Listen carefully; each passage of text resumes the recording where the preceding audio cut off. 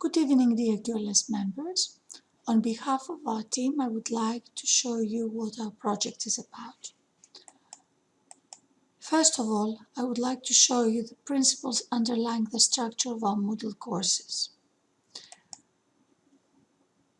Our courses will be based on the communicative basis, which is learning through interaction.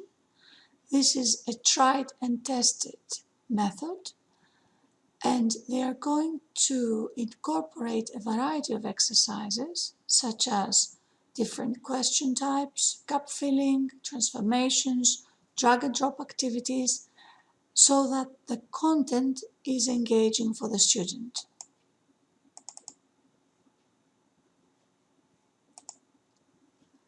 Our resources are found mainly in the core inventory for General English.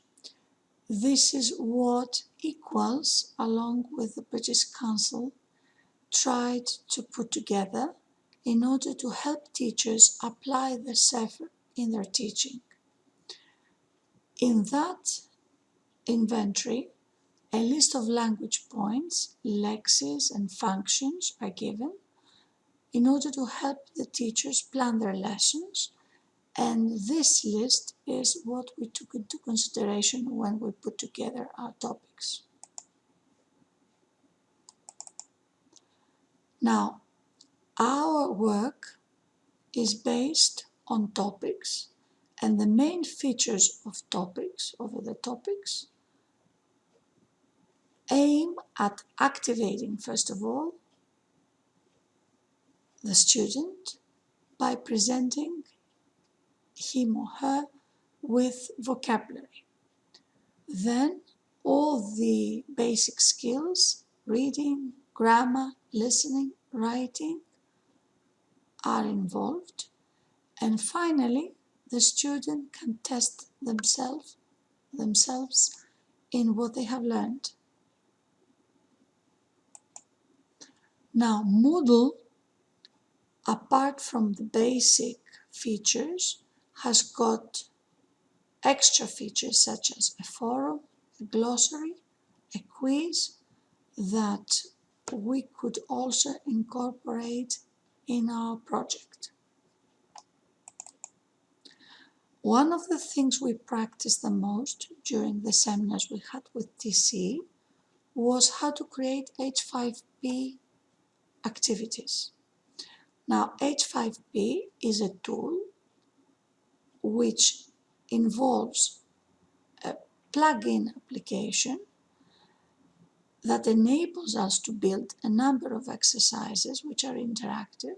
We can build drag and drop activities, fill in the gaps activities, find the words in a grid, or even transformations. The way to start was to develop a scope and sequence document. This is a document which describes our overall aims, the skills we want to practice, our objectives, and of course the source we're going to get our materials. Now I'm going to show you what we have produced, and I would like to ask for everybody's help so that we can fill in the content in our platform. So this is our B2 content area. As you see, there are some subcategories. The first one is topics, the second one is the grammar practice, and the third one is the exam practice.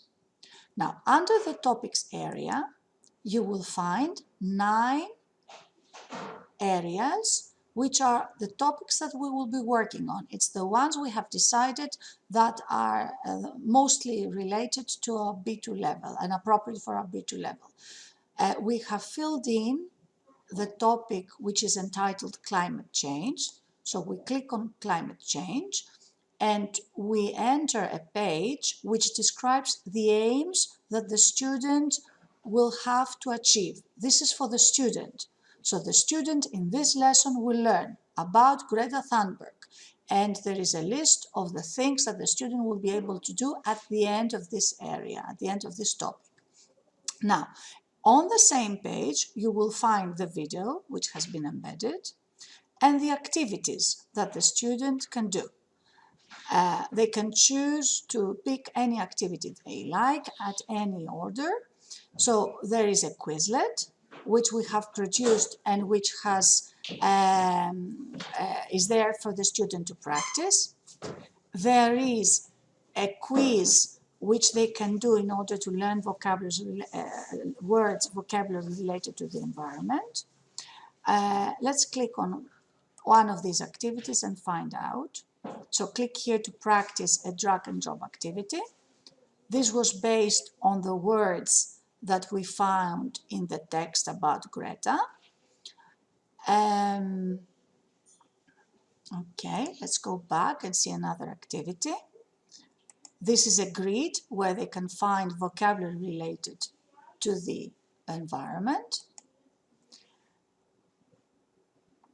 And having done all these activities, the student can go back and pick another area, which is, for example, the grammar practice, where we have planned to incorporate grammar presentations, grammar practice exercises, and exam practice exercises, those exercises which look like the exams that our students are taking. There is a final area, which is the exam practice area, where you can see samples of a first certificate practice test. More specifically, you can find May 2019. We chose one, a test. It could be any test. It could be also the free test that Cambridge or any other exam preparation organization has available on the internet. So you can see a reading and use of English part 4 here, where the student has to fill in a word. They see the root of the word and they have to write the derivative. This is a part 3 where they have to fill in the missing words. They are given a word and they have again to produce the derivative. There is also use of English part 1 section where they pick one of the distractors. Actually, we have created all 4. I think this was a transformation, the one I showed you.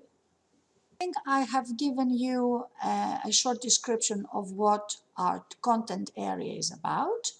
And I would like to ask for your invaluable help, because this is the only way we can very quickly fill in all the content areas. We look forward to your to your feedback, and pretty soon our content area will be full of beautiful exercises. Thank you very much.